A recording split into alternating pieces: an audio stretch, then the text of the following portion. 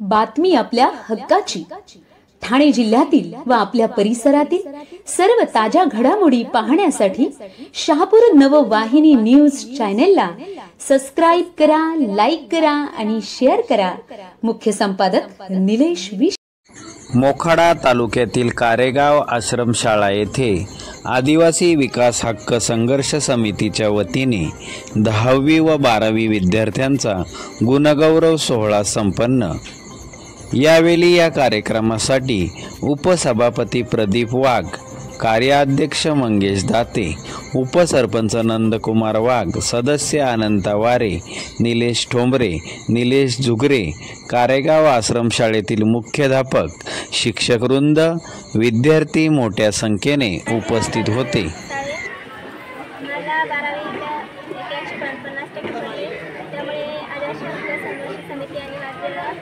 अभिनंदन केलं, त्यांचे खूप खूप आभार। तसेच माझ्या शिक्षकांचे खूप खूप आभार।